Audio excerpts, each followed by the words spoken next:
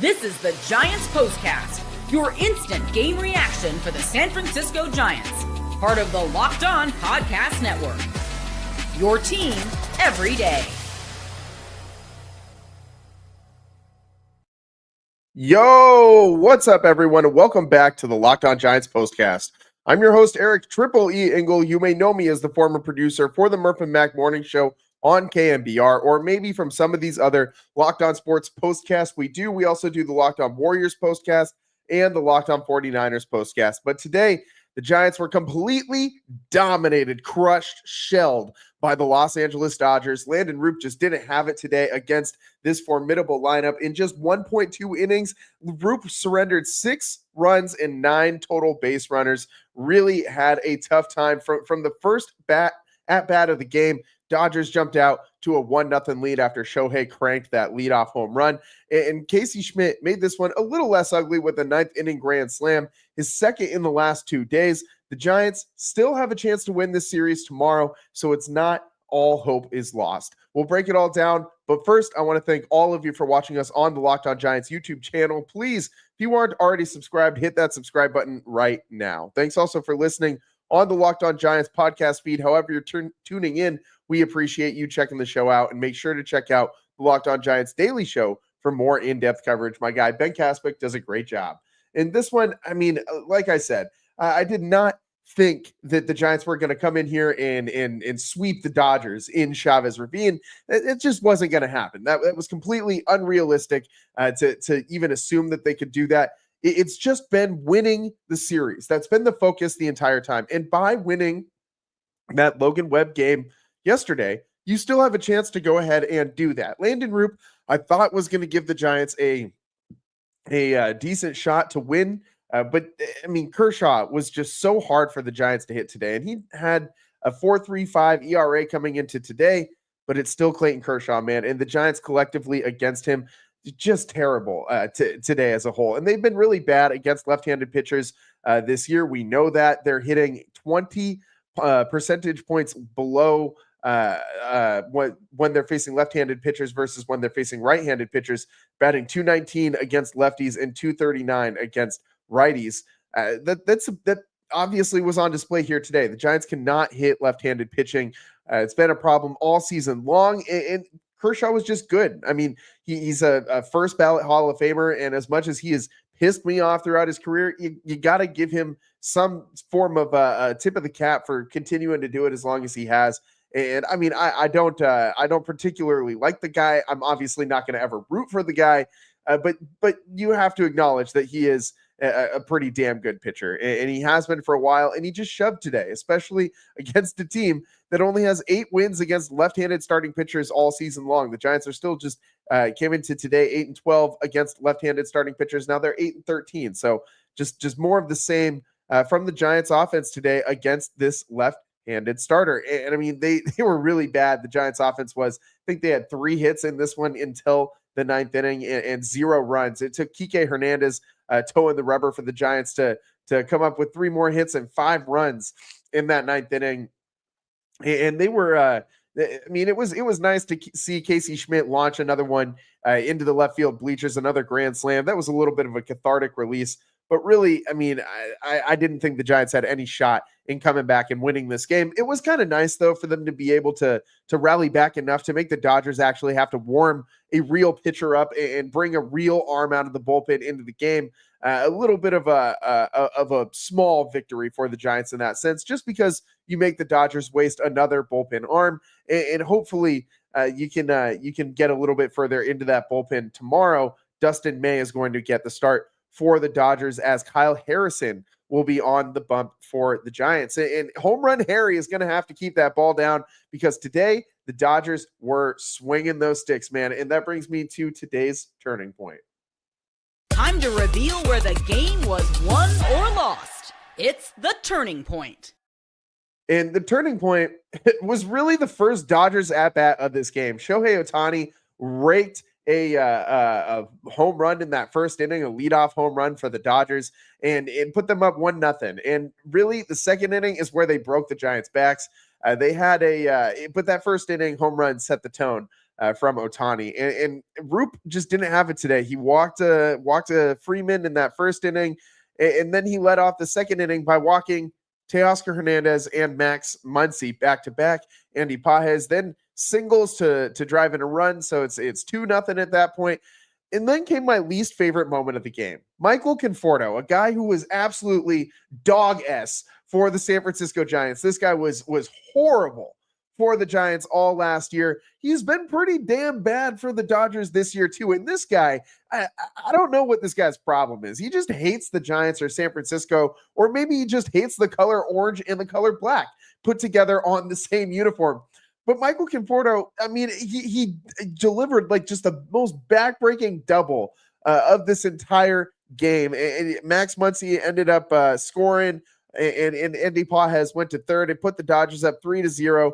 And it set the stage for a Mookie Betts double that scored a couple more runs to make it 5-0. And it just, I'm so tired of watching guys on the Giants go to the Dodgers and beat up on the Giants. I hate watching that happen, and especially when it's a guy who was complete crap for the Giants. And he gave you some hope, Michael Conforto did at certain points. But if you watched the show at all last year, you know I am not a Michael Conforto guy. This guy pissed me off to no extent last year with the potential that he has, and just never even coming close to scratching into that potential. And here he is with the Dodgers having a garbage year, and he comes up with like one of his only 10 doubles of the season, and it happens to drive in a run against the Giants. Just something you don't want to see, something you hate to see. That was probably my personal least favorite moment of this game. There were a lot of bad moments for the Giants in this game, though, because they gave up 11 runs to the Dodgers. It was 6-0 by the time that the Giants got out of that second inning. It was 7-0 by the time they got out of the third inning.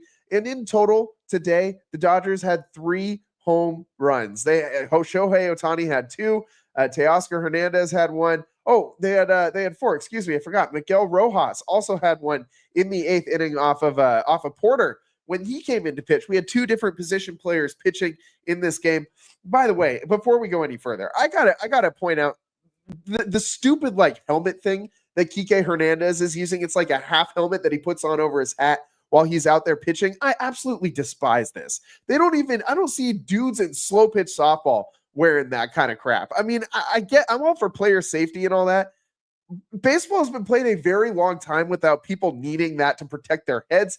And there's baseball played every day still in this country where nobody is wearing that but Kike Hernandez when he goes out in his position player pitching opportunities. It just feels like he's trying to make a show of it. Like, I'm so tired of listening to how Kike Hernandez like imitates his teammates on the mound. Like, I don't care. I don't care about any of that BS. He got shelled. He gave up 5 runs. He's not a real pitcher. Stop. Like, why are we pretending like this is like a cool thing? Who cares? This guy just go play second base or somewhere in the outfield and call it a day. And stop making a show of it. Like, I mean, this guy going out with that, I feel like he's just wearing it just to get some attention. Like, there's no other reason for him to go out there and wear that. It just go play baseball. Like, just go play baseball, man. So just kind of tired of that whole show with Kike Hernandez on the mound. No other position player gets like that kind of a show when they come in to pitch. It's not something to celebrate. I mean, I guess it is if you're up 11-0 and you get to save your bullpen a little bit, but they didn't even really get to do that. You still had to warm a guy up, bring him in to close out the game because Kike Hernandez got lit up. And so I just stop with the show, man. Just stop with the show. Just go out there, do your job, get out of the get the game over with. That's what you're there for. And just do that. Stop making a show of it. So Giants lose this one 11-5. Just kind of a burn the tape type game. You're not going to want to go back and really glean too much from this outing if you're the Giants. This is one of those turn the page moments. Have a goldfish brain. Forget everything that happened today. Come out tomorrow ready to rock, and you can still win this series. And that is the beauty of winning last night behind Logan Webb, giving him all that run support when he was throwing the way he was. That is the key for the Giants. They got out early in this series. You won that first game on the road. That's big. That's big. So it gives you a chance to win this series. I'm okay with them splitting or going 2-1 in this series. That would be, I think, a big success on this road trip if the Giants are able to do that. So we'll see if they can pull it off tomorrow. Again, Kyle Harrison versus Dustin May. We still got more to get into from today's game. We got to give you a player of the game. Someone's got to get it by default. And we got to talk about what you'll be talking about. Both of those things next on the Locked On Giants postcast.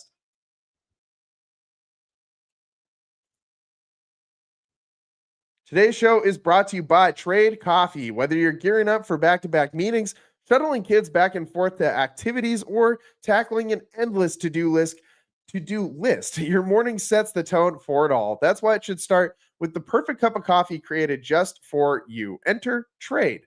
Trade is the #1 coffee destination in the U.S., delivering fresh, incredible coffee from over 50 of the country's top roasters. Whether you're a cold brew fan or a pour-over purist, they've got a roast that you'll love. And I hate that I am a little bit of a coffee snob, but I am a little bit of a coffee snob. I get that Folgers away from me, man. I like good quality, like single source organic type coffee, and Trade always has all of these types of things. I took Trade's quiz. It only took me a minute. The first bag they sent me was spot on. The coffee was fresh, smelled amazing, and honestly, it just blows grocery store coffee completely out of the water. It ruined it for me in the best way. And I love that their prices are comparable to grocery store brands, but the flavor is just a whole different level. Make sure that you check it out right now. Trade is exclusively offering our customers 50% off your 1-month trial at drinktrade.com/lockedonmlb.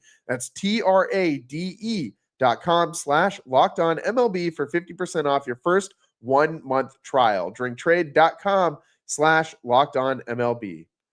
And today's show is also sponsored by FanDuel. The NBA playoffs are in full swing, and every night delivers highlight-worthy performances, major momentum shifts, and can't-miss moments. Whether it's a game-winning shot or a breakout player, there's never been a better time to get in on the action. FanDuel makes it easy to stay in the game before tip-off and live. With player props, performance trends, and same-game parlays, fans have more ways than ever to play smart and win big. And I've been telling you, all NBA playoffs long, it's the OKC Thunder's championship. They're going to get this one done in 6 games. If you don't already have money on them, go and throw some money on them on your FanDuel account. And if you don't have FanDuel, well, that's fine, because if you're new, it's the perfect time to sign up. Head to FanDuel.com, place your first $5 bet. If it wins, you get $200 in bonus bets. Make every moment more with FanDuel, the official sports betting partner of the NBA.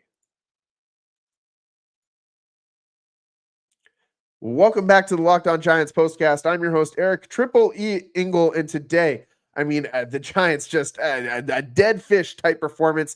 They just went out there and really laid a big old turd in the middle of Chavez Ravine.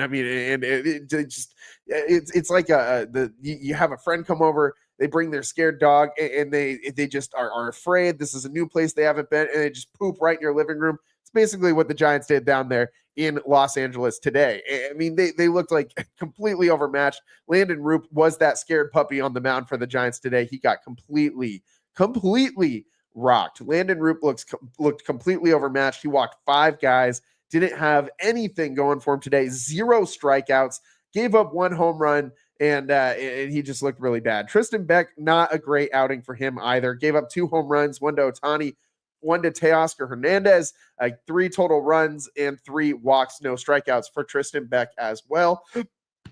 Excuse me. And Spencer Bivens, he had 3 1/3 innings pitched. He did not have a great outing either, but at least, he gave up a run. He walked a couple guys, only had 1 strikeout. Wasn't his best day out there. But hey, we got to give him at least a little bit of credit for eating 3 1/3 innings. And just because he was able to go out and do that, we're going to give Spencer Bivens our player of the game. This is the Locked On Player of the Game. And I thought about going Casey Schmitt here because he was able to force the Dodgers to bring in Banda at the end there with that grand slam that he hit. But I really think that it was a big deal that the Giants only had to use 2 relievers in this game after Landen Roupp only went an inning and 2/3, because you have another game in this series that's really important to win. The bullpen has been used a lot on this road trip, and you want to save these guys. You want to save their arms for tomorrow. You don't want to have to go into a situation in a winnable game tomorrow, or a game that's hopefully more winnable than this one was, and be short-staffed in your bullpen. The bullpen has been hit a little bit on this road trip, a little bit more than they have been throughout the rest of the season. I think it was a good move to have Porter go out there and eat another inning. So the Giants, they did a good job. The bullpen did, of eating some innings, led by Spencer Bivens, and putting the team in a little bit of a better position going into tomorrow's matchup. Hopefully that tips the scales a little bit into the Giants' favor, with the bullpen being a little more fresh than they otherwise would have been, and a little more fresh than I thought they were going to be after I saw the way that Roupp started this game. So, Landen Roupp his worst start of the season. He was really, really, really bad today. And Spencer Bivens, not his best day, but probably the best day for any Giant. Casey Schmitt did have a grand slam. We got to mention that. His second grand slam in his career, and his second grand slam in as many days. So, it did come off of Kike Hernandez throwing him a lollipop right down the middle, but hey, I'll take any Casey Schmitt grand slam I can get. One swing of the bat, 4 runs. It's great. So Casey Schmitt, third home run of the season, 108 miles an hour, 396 feet. All that was fine and dandy, but the Giants still lost this one 11-5, got completely crushed by your division rival, by your most hated rival in the entire sport. Giants-Dodgers, if you're asking me, the most intense rivalry in all of baseball. Mookie Betts and Jackson Merrill, blanked on his name there for a second. We're on Barstool on their Barstool podcast the other night, and we're mentioning how Giants fans are the most ruthless fans that they have interacted with. And Mookie Betts used to be a Red Sox playing against the Yankees, and so we all know that rivalry is storied. What I'm getting at is that the Giants-Dodgers, this rivalry is just as intense as any rivalry in sports in all of North America. I don't care what you're putting up against it. Michigan, Ohio State football, Yankees, Red Sox, or anything else. Steelers, Ravens football, like they hate each other too. Any other matchup that you have, any other rivalry, I'm taking the Giants-Dodgers over that rivalry as just a pure bad blood. Hate those other guys on the other side of the diamond type rivalry. You don't see a lot of buddy with these two teams ever, really, and there's a reason for that. These guys hate each other. So I really hate seeing the Giants lose the way they did today. But hey, after this one, I don't think you're going to be talking about the crushing loss. Let's get into it, what you'll be talking about after today's game. This is what you'll be talking about. And what I think we're going to be talking about after this one is that the Giants do have a real shot to win the series tomorrow. You got to get to Dustin May. That's first and foremost. If the Giants can get to him, they got a chance. And he is a righty, so the Giants have that going for him at least. And Dustin May hasn't been exactly unhittable this year. He was once thought to be like the next great Dodger pitcher before he had all of those arm injuries. This year, he's sitting at 3-4 with a 4.46 ERA. So he's not the same Dustin May that he was before. This guy is gettable. And if the Giants can go out and get to him early, that could help them in a big way in this series.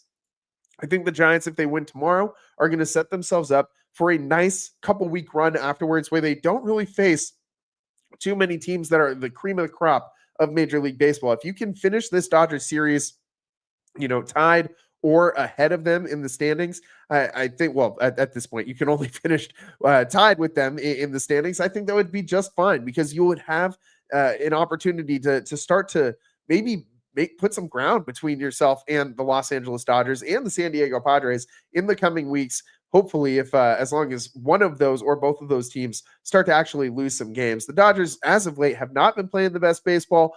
And the Giants, this is an opportunity for them to get a big win. And if they win tomorrow, it will double the total number of wins the Giants had all of last season. They only had one all of last year. So if they win tomorrow and they can now tally 2 wins against this Dodgers team, I think getting that second win would be very good for the Giants mentality, just to show like, hey, we can beat these guys. We beat them in a series. I think that would really help lift this Giants mental set against the Dodgers going forward. And it would show them they can play with anybody in baseball. They've already beat up on some pretty good teams, went on the road and beat teams like the Yankees and the Phillies earlier in the season. And this would be another feather in their cap if they can go on the road and beat the Dodgers in a series in their house. And I think that tomorrow they have a decent opportunity to do it. Kyle Harrison is going to be a big key in that one. He's going to have to keep that fastball down in the strike zone. I know he loves to elevate it for those strikeouts, but I foresee some bad things happening if Kyle Harrison lives up in the strike zone with his fastball against the first four batters of this lineup. We will see how it goes tomorrow. Thanks so much. That's all the time that we got for you guys today here on the Locked On Giants postcast. Not a fun game for the Giants today. This one was over very early on. The Giants lost 11-5, but it really felt a lot bigger than that. We will be coming to you live tomorrow as the Giants wrap up their 3-game series with the Dodgers, the rubber match tomorrow to determine who is the series winner of their first matchup in 2025. A big one for the Giants tomorrow. They're at 41-30, and they can move into a first place tie again in the National League West with a win tomorrow. That's all the time that we got for you guys today. I'm your host, Eric Triple E Engel. We'll see you next time. Peace.